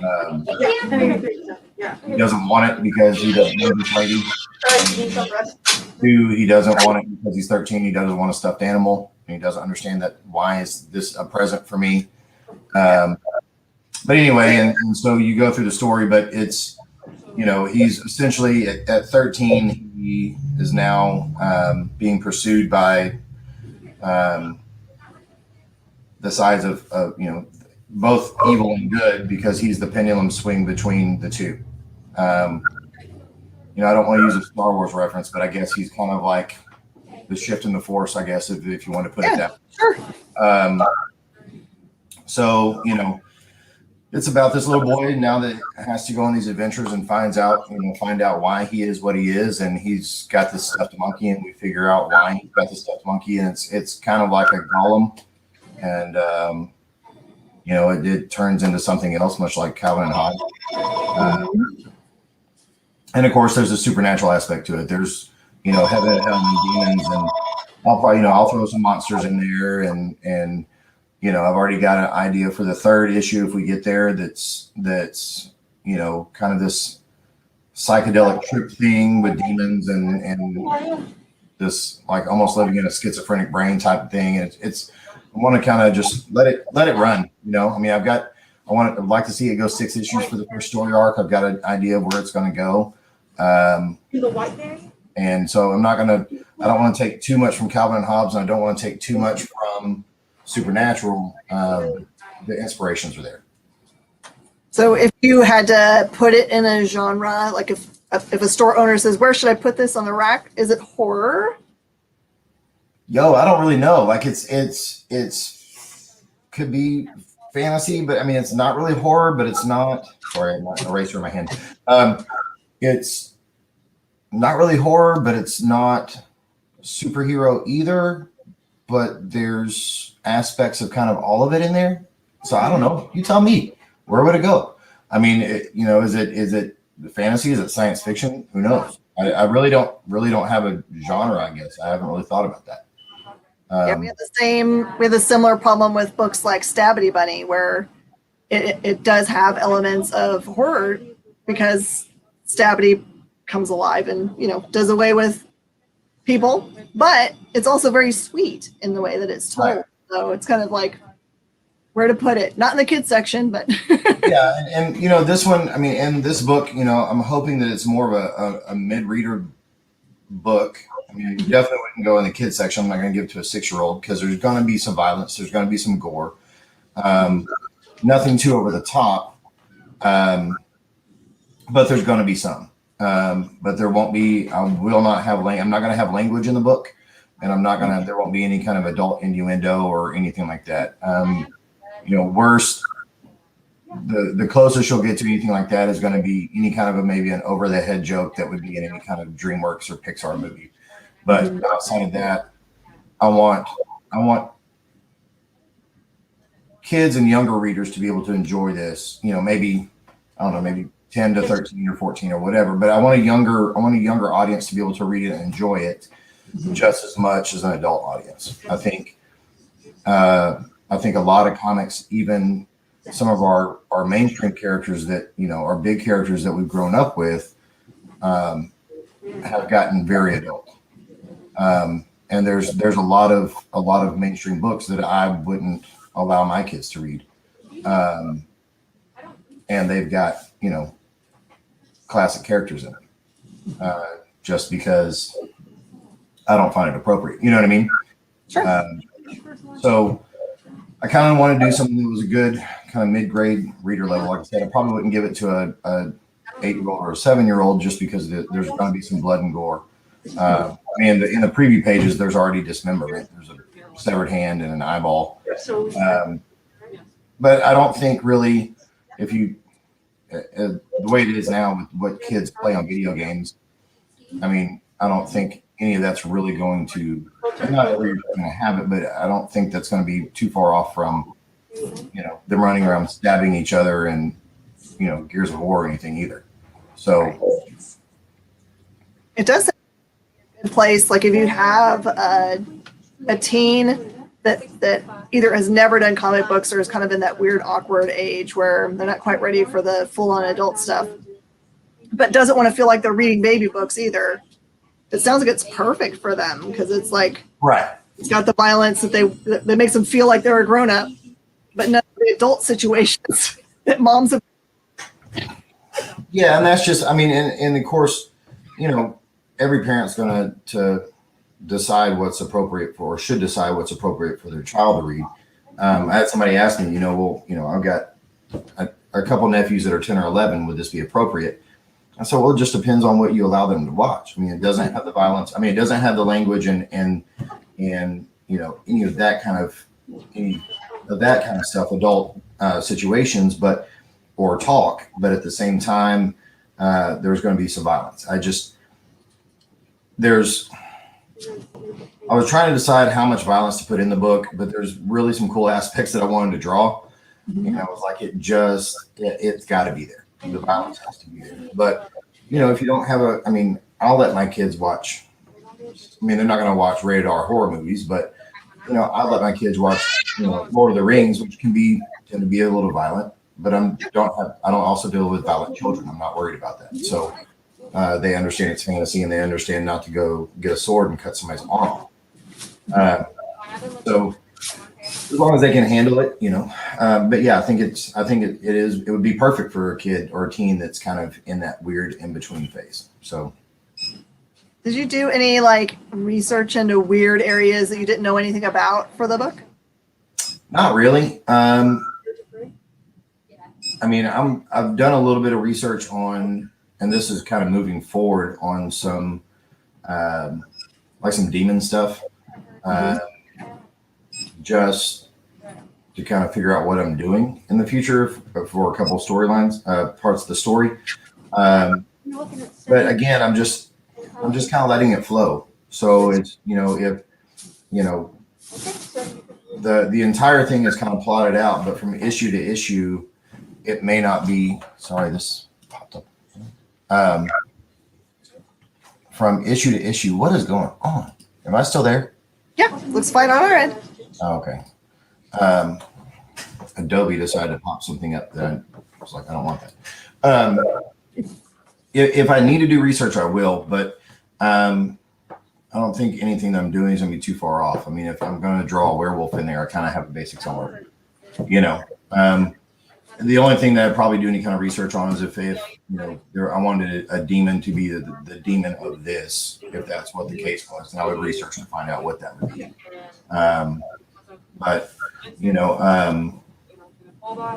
outside of that, I'm just trying to have fun with it. I mean, there's going to be some serious stuff to it too. I mean, again, this is about a kid that feels like he's been abandoned, and I want to show how he deals with abandonment issues on this adventure, and how he's got to, he's got to figure out why his mom has sent him this thing, or why he has this thing, and why he is what he is, and what his parents were, but also deal with the fact that he really doesn't like them because he doesn't know them. And so there's, I'm going to have some of that in there too. Just a reminder to everybody that's watching out there on the experience, this is a fully interactive interview. If you have any questions for Mr. Peeples, please throw them up there. I have a question for you while we're waiting to see if anyone has any. So the main character, what is their name, and is anything about that character drawn from real life, people that you know? His real name is Mike. I actually named him after my brother. So as far as personality wise, not really drawn too much from my brother, except that I've got two older brothers, and so I use his name, and I use Mike's name, and but outside of that, because initially the book was going to be called Monkey Mike, and so it just kind of worked. But then I was telling the pitch and I'll give credit where credit's due. I was telling the pitch to Donnie Cates, and there's a line in the first issue where he's told to take the monkey and run, and Donnie goes, "That's your title." Yeah. And I was like, dope. So he's got good guts about those things. Yeah. I mean, I'm going to definitely trust Donnie. So, yeah, we were talking one day, and I was kind of giving him the spiel. He's like, "Yeah," he goes, "That's your title." But yeah, Mike, the main character, one of the main characters, his name is Mike, and he's, like I said, he's 13. He's kind of a take no crap kid, pretty strong willed, and so I think he's going to be fun to draw. Does it take place in any specific place, real or imagined? Right now, I've got him, as far as the timeline is concerned, at the very beginning of the story, I'm not going to have him leaving a specific, I don't have him set to be living in a certain town. It's just in an urban area. Where he ends up will be, it'll be a live place. It'll be a place that actually exists. It takes place in the United States and all that kind of stuff. But if I felt it's necessary to go into detail later about the town that he lives in now, then I will. But I don't think that's really necessarily a need be kind of thing. I mean, it's just kind of an urban area. But it's set in 2020 or 2021. Initially I was going to put it back in the 80s. I thought it'd be fun. But I think, the use of cell phones and technology and media will play well into the story. Mm-hmm. So I'm gonna go ahead and keep it in a modern time. That's awesome. So we're both Texans. Yes. Did you grow up in Texas as well? Yeah, I'm Dallas area, born and raised. All 41 years of it. So I was wondering if you were my same age, because we were talking about the same kind of like backgrounds, but nope, I'm way older. Such is life. I just turned 41, so I'm still coming to terms with the fact that I'm actually in my 40s now. Mm-hmm. Like when I was 40, and now I'm just 40, but now I'm in my 40s. So I'm coming to terms with that. So I'm getting used to it. It's all good. You can go the next 10 years and still be fine, I promise. Yeah, 40 is the new 30, right? Yes, you got it. Okay, so it's totally up to you to go down this rabbit trail. Who is someone you want to work with in the future that can happen? So someone that's still alive, and someone that can't happen because they've moved on.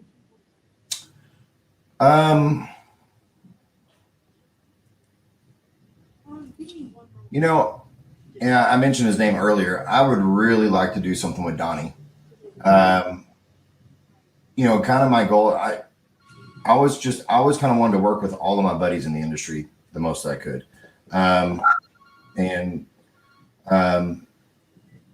I really enjoy Donnie's writing. I mean, I got to do a couple exclusive covers for Baby Teeth, but they were store exclusives. But I would really, if I had to pick somebody, I'd really like to work with Donnie. Me and Donnie get along really well. And it's always nice when you're working with somebody you get along with, that you can just jive. And I've never had a problem getting along with any writer that I worked with. But when you know somebody, and you can feel more candid and open. So as far as that is concerned, I would like to really work with Donnie. And Phil Hester and I did a story before, and I'd like to work with Phil again too. Again, we just get along so well, and I've known Phil for a long time. So, and as far as somebody that can't happen, I think it would have been cool to work in some capacity with Bernie Wrightson. Yeah, I get that. He was just so stellar and such an amazing artist. It would have been cool to in some capacity work with him. It was interesting because just all the knowledge, you know what I mean? Yes. I actually got a collection in from somebody that spent their life obviously collecting Bernie Wrightson things, and it was eye-opening to see it all together. It made me a real fan, where I was kind of like, I liked his stuff, but I didn't necessarily love it yet. But to see it all together, it was like, wow, his body of work is so amazing. Yeah, he's something else. He's just amazing. So that would be probably my two. I mean, there's a lot more, but if I had to pick two, that'd be two. Yeah. All right, Brent. So tell everybody what things might be coming out that they need to look for from you, and where they can find you on social media to follow you. So really the only big thing I've got right now that I'm trying to work on is this Kickstarter. So go to Kickstarter. It's Take the Monkey and Run. Or you can search my name, Brent Peeples, on Kickstarter. And we've got 11 days left, and we are 70% funded. Yeah, 70% funded. So not too far away. And if we get this thing done, then I will be feverishly working to finish it and get it out so I can move on to issue number 2. Then social media is Brent Peeples on Facebook, but typically, Facebook or Instagram is Peeples Art, PeePlesArt, and that's the same on Twitter. I'm probably more vocal on Twitter. On Facebook and Instagram, and it's mainly just putting art up there. So I've got a fan page on Brent Peeples Art fan page or something on Facebook. Don't click on that one. I don't ever use it. It's been dormant for years. But my personal page, friend me on that, and I push all my stuff on there too. So, but yeah, really the only thing, unless there's a cover. Did Red Sonja 26 come out yet already? I can't remember what the most recent issue is. If it didn't, then I have a cover for that coming out. If it did, then that's what came out. And of course, there's that Bloodshot cover that came out, which I had done 2015 or 16 or something. Yeah. I did it a while ago, 17 maybe, but that finally got used, so that's cool. But yeah, so the my main push right now is going to be this Kickstarter, and hopefully that'll get done, and if not, then we'll move forward from there. Perfect. All right, everybody, just so you know, there is a link over there in the comments, so it's easy to support this Kickstarter and Brent's awesome vision. I'm gonna go support it. Ooh, ghosts in the background. I like it. Yeah, that was my Wanda just fell off my table. Oh no, poor Wanda. Sorry, it's all our fault. All the witch fell right off. Oh, Thank you so much, Brent, for your time. We appreciate it so much. You're welcome back anytime. Thank you. See you later.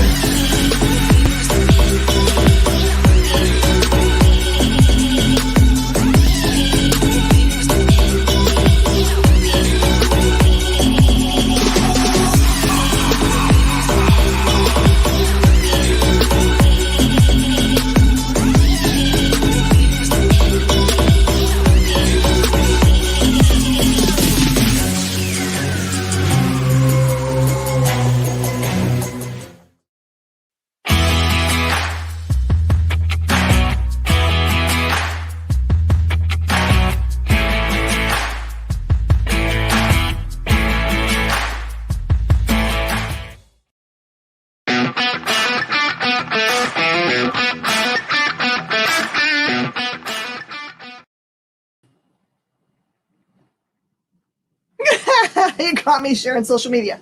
Hi, everybody. I'm Miss Jen, and this is The Experience.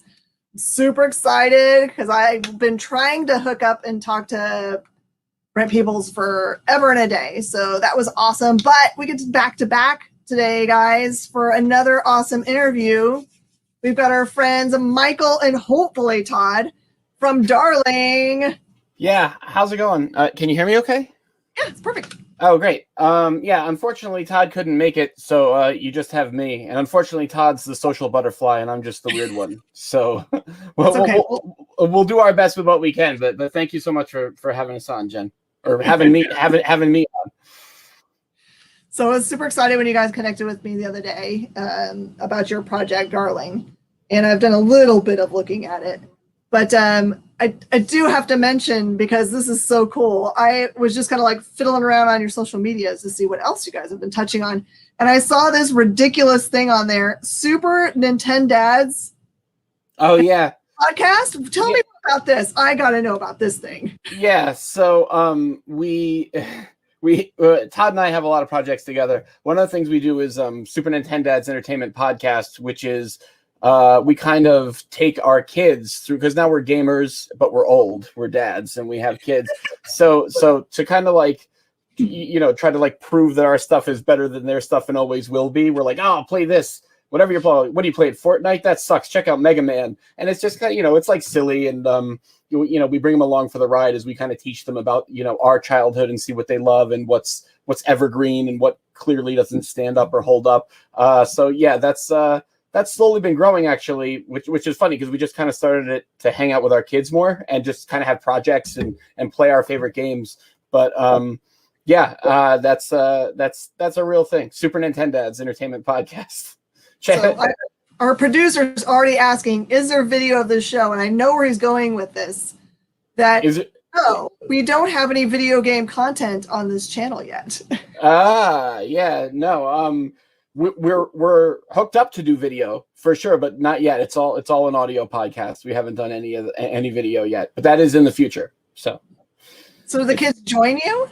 Yeah. So I have son and a 5 and a 1,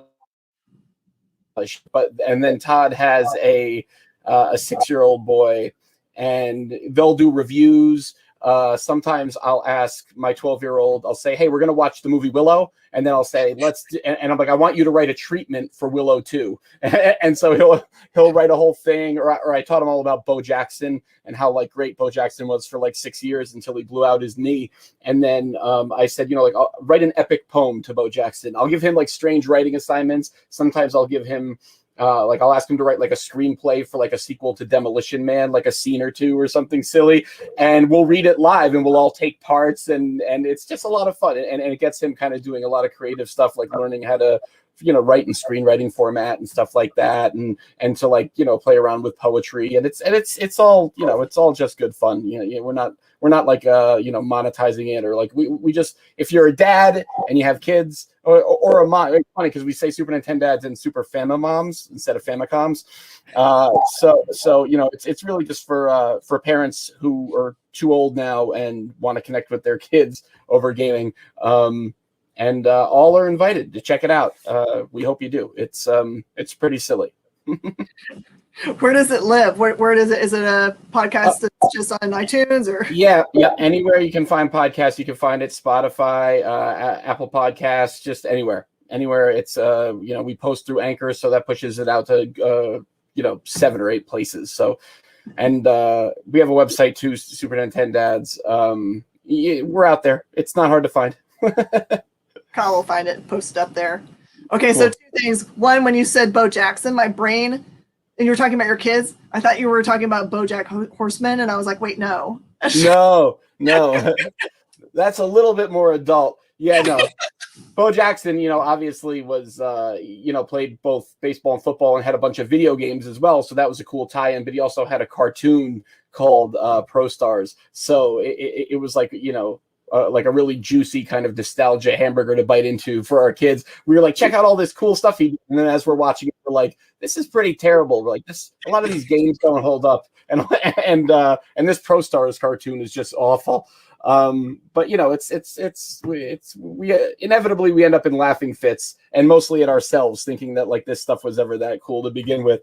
We did an episode on 90s snacks where we talk about what school cafeterias were like and things like that, and famous video game rumors that turned out not to be true, but everyone has a rumor, or had an older sibling who tricked them into thinking that something happened in the video game, and you just missed it while you were out of the room. I did this crazy thing and I got 100 lives. So we cover all kinds of stuff, from movies to weird pop culture stuff, and snacks. So it's just kind of a shotgun blast, but it's a lot of fun to get all that time with our kids. So what was the video game that you thought they would hate the most that they ended up liking? Was there anything like that? Yeah. I thought they would really hate. The first episode we ever did was on Mega Man 2, and Mega Man is like notoriously hard, and they stuck with it. I mean, I actually recorded them, and it's on the first episode. You can hear my 12-year-old yelling in the background, like, "Oh, come on!" like as he keeps dying, and but he kept trying again, and now it's one of my kids' favorite games to play. They love all the Mega Man games. But I thought for sure they'd be like, this is too difficult, and they'll quit immediately. That they didn't like the Teenage Mutant Ninja Turtles game. They liked the arcade fighting game, but they didn't like the one where you have to disarm the bombs underwater. That's historically notoriously a nightmare, that level, and caused a lot of panic attacks for my 12-year-old son as he tried to disarm bombs underwater. So it's a lot of stuff like that. But it's it's never, it's not like they're always having a good time with it. I always make sure, I always run it by. I'm like, hey, does this sound fun? Would you like to do this? I'm never like, go to your room and write me a paper on what Willow 2 would look like. Like I never do stuff like that. He has a lot of fun doing it, and that really comes across on the show. We try to give him fun assignments and things like that. Perfect. Oh, Kyle producer has found and posted. Oh, awesome. Thank you. Got links now. Awesome. Yes. Thank you. Go subscribe. Yes, please. We'd love to have more listeners, and write in dads@supernintendads.com. Was there anything that you were crushed about that you were like, you're going to love this. This is my favorite thing in all of life, like movie or video games, that they were just like, no. Yeah. So it's funny. It's kind of a running joke between Todd and I, is that all of our shows hit like pretty decent numbers and did really well, but one really tanked. One did terribly, and also our kids didn't take to it at all. We tried to do a cross, and it's funny. It's because it's one of the shows we spent the most time ever trying to produce. Todd wrote a custom script for if Alf had met Mr. Belvedere. So it's the crossover nobody asked for and nobody ever wanted, but we all took parts and acted it out.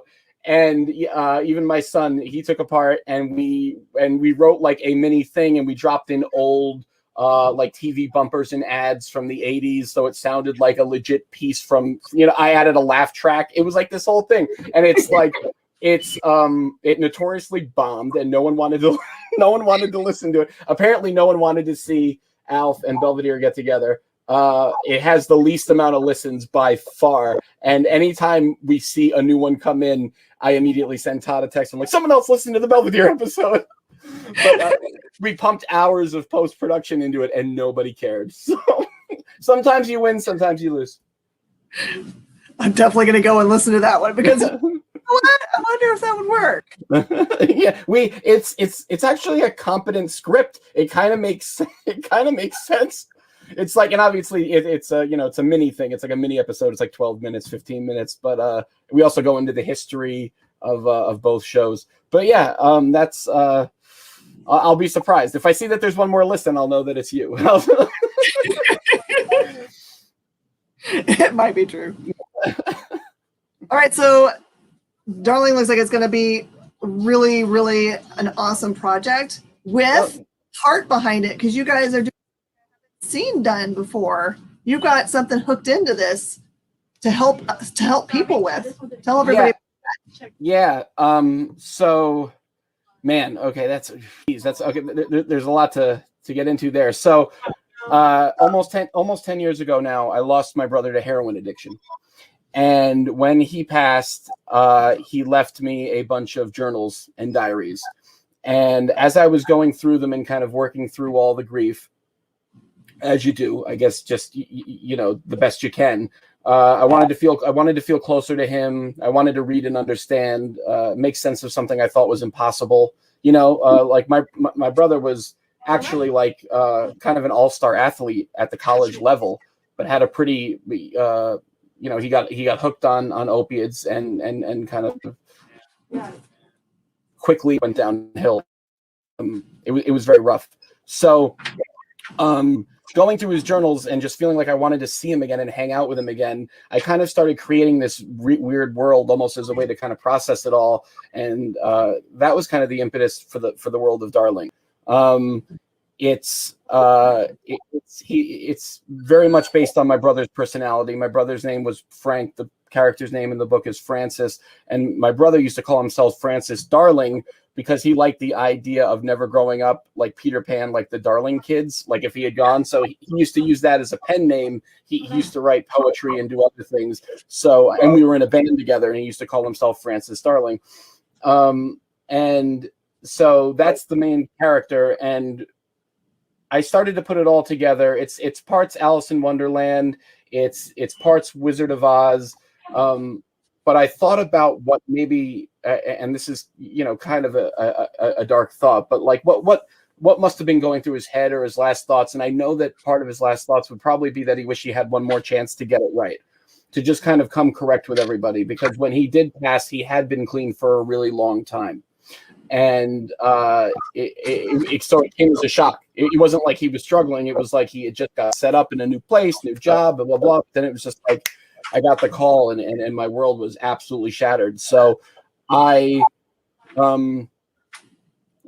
just kind of powered through it and walked like a zombie through the next year of my life. But then I kind of wanted to put that energy towards something creative, and celebrate the things we loved. Like, everything is full of like musical influences, 1980s punk rock, street graffiti, street art. It's all in there. And I wanted to make sure that at least I was doing some kind of good in his memory, so that for everyone we sell, we're donating a portion of the proceeds to programs that help people get off drugs, essentially, to help people get back on their feet. So that's kind of my biggest hope for it, is that it's successful, so I can give the most amount of money. And SourcePoint, who's publishing it, SourcePoint Press, also promised to match our percentage, which is great. So it'll actually be a significant amount that we're going to be giving to charity, and I hope it makes a real difference. And I know that so many people since we've started this, being on Facebook and putting this all up on social, I've gotten so many messages from people who have shared similar, things about their family and how terrible, the opiate crisis has been, and how they've lost loved ones to heroin. And it's therapeutic to talk about, that's one of the main things I wrote actually in my pitch to SourcePoint. I said, it feels good to write. I'm like, I lost my brother to drugs, and it feels good to write that down. It's a terrible thing, but there's a weird stigma about drug death. There's a weird thing, like, people don't talk about it. Like, my parents and everyone around, like in our immediate family, it almost felt embarrassing. It was almost shameful. And I don't think it should be. And I want to remember him and celebrate the good and the bad, but mostly everything I loved about him, I poured into this series. And, it's funny, it's a mystery, it's fantasy. It's a really weird mashup of all kinds of things that we loved and shared together. And, I hope everyone loves it when they get their hands on it. It's in previews now. And we're trying to get it into as many stores as we can. We've gotten a lot of positive response online. People are saying, where can I get it? Where can I buy it? Please keep me updated. Sorry, I do a lot of rambling. That's why we need Todd here to shut me up. But I will not shut up unless you shut me up. So I'll stop there. You actually make a perfect interviewee, honestly. So much better than if you ask a big open-ended question expecting a lot to come back, and the answer is yes. Right, exactly. I'll try to make your job as easy as possible. I'll talk as long as until you just go, like. So I took a peek at some of the art, and that's a really unique art style. How did you decide on that style? Yeah, so Todd had actually worked with Dave Mims before. Dave is incredible. His street art, like, if you want to make it, like, I don't know how he did it, but and he was our first pick. And I just reached out to him over email. And what's funny is I've never met him face to face. We wrote this entire thing. We've written now almost five or six issues over email. And he's great. And he really captures 1980s. This takes place in 81. He really captures 1980s New York City. And he nailed it, like, right off the bat. He every little detail you'll find. He hides things in the graffiti. He puts things everywhere. He's never phoned in a page and just been like, yeah, whatever. It's like he loves to play in that world. And he's told us a lot of times before, because he's worked on some other books, he's like, this is really my favorite world to come back to, because I guess he gets to exercise all those kinds of things. Graffiti, street art, all that stuff. It must be personal with him, because he's so good at it in so many panels, especially the new stuff of the next series that we haven't even we've teased a little bit on social, but it's really something. He keeps impressing me, and I'm like, this is amazing. This is better than I thought. The last one was my favorite one, but this is my favorite new splash that you've done, and it's cool to watch. I think we're all kind of evolving together on this project. And we never thought it would come back to life. We wrote it a while ago, and then out of nowhere, Source Point Press, who we had submitted to, they reached out and they were like, hey, we're still interested in this book if you guys are still interested in making it. And I was like, oh my God, it's been on the shelf for like a year and a half. But that's just good advice for anyone, if anyone's listening and they're writing or trying to get something off the ground. Like, never quit, and you never know. You absolutely never know when something comes back. And you know, we wrote like 100+ pages of this story, and we had it lettered and colored and everything, and it was ready to go.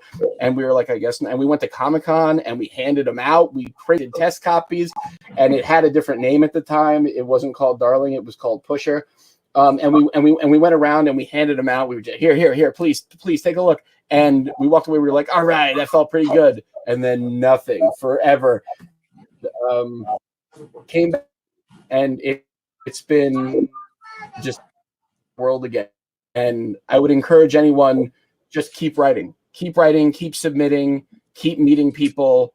What you're making is art and special and personal to you. And don't forget that. Don't ever think that there's definitely someone out there who will connect with it and who will think it's as special as you do. Yeah, that's what I've also, from my years of being in this industry, have realized that a no from a publisher doesn't mean no forever. It just means it doesn't fit in their lineup for, you know, the foreseeable future. They don't want to keep you holding on. That'd be kind of like, yes, we want to do your thing, but it'll be 2 years from now before we can wedge this in. Yeah, that's absolutely right. Anywhere. Yeah, we heard that response. We heard someone say like, "Hey, we like it, but like we're kind of booked up for the next couple of years. Like we don't have the resources." And I was like, "Okay, well, thank you for your time. You know, I really appreciate it, and thanks for liking the book and checking it out." But yeah, you never know what's going on the other end. You never know if there's some kind of shift in responsibilities, who's approving new projects, what's going on, and what their bandwidth is to take that on. So please, everyone, keep writing, keep doing everything. The world needs comics and art, and there's a place for it, and I promise you, yours will find a home. Do you have any other previous comic book work that people might be able to find? No, funny enough, I've done a lot of weird stuff and never comics. And I don't know why this particular project took the form of comics. I've always loved reading comics, but never thought to write one until all this weird stuff and losing my brother and going through his stuff. It sort of just took that form. But I've done a lot of weird stuff from like I freelanced for The Onion for a while. I tested. No. Yeah. I tested games for Rockstar Games for a while. I've written for radio. Just all kinds of weird projects. You know, I was actually in a band that was signed. Like I was in a small indie band. You know, just like crazy stuff, and it feels like a lot of that stuff. And obviously the podcasts were Super Nintendads. You know, all this weird stuff has come back to kind of, I think there's an element of all of that stuff in this book. You know, it's a little bit funny.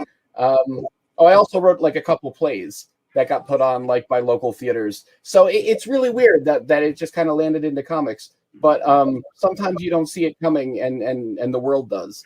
Sometimes you know, like things are adding up in the background, and they're like, well, you know, like these 4 or 5 things, you have these 4 or 5 skills. You know what you might be good at?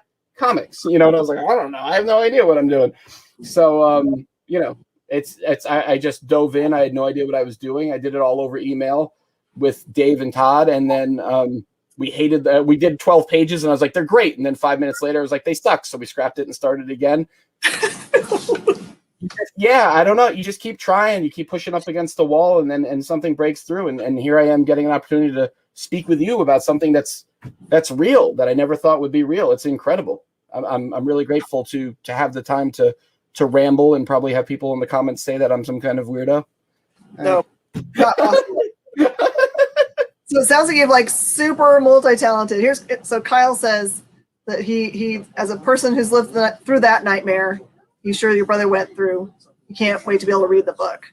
Oh, thank you. Yeah, touching somebody who's that was part of their life. Yeah. That's and I guess I don't know why I was surprised to get so many of those comments, but yeah, I'm glad people are looking forward to reading the book. Some scenes are hard to look at. Some panels are hard to see. There's certainly a few panels where he's using. There's certainly a few panels where he's down and out. But the whole point is that once he hits a certain point, he decides.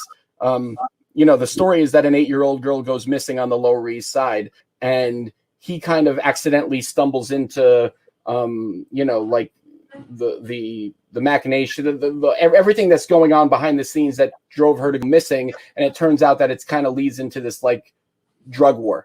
And he kind of finds himself in the middle of all these people.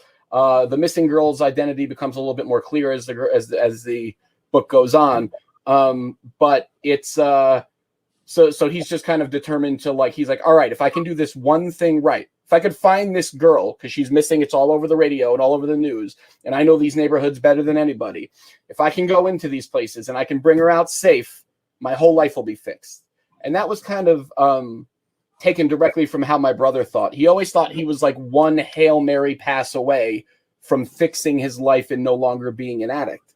And I used to tell him, listen, a brick in the wall every day, small steps. You just got to do small things. You don't really have to, he apply to try to go back to college. I want to be a writer. I was like, listen, if you just woke up every day and didn't do drugs and could be a used car salesman, whatever you want to do, that would be great for you. I'm like, just get your life back on track. But he was always trying to still score the winning touchdown. He really just wanted everyone to love him again because he was a college athlete at such a high level. He used to have, such status that he lost, and then such a fall, and that was kind of hard. So I'm glad people are looking forward to reading the book. It's certainly very personal, and we're hoping to do some good with the giving back to the programs that desperately need some assistance to help people get back on their feet and off drugs. Yeah, I feel your heart in this, that there's a big problem that we have in kind of tying up our worth into what we do instead of who we are at our core. Yeah. It's something we got to do right, because the things we do can change any day. Right. Just on to the next thing. There's lots of stuff to do. Yeah, exactly.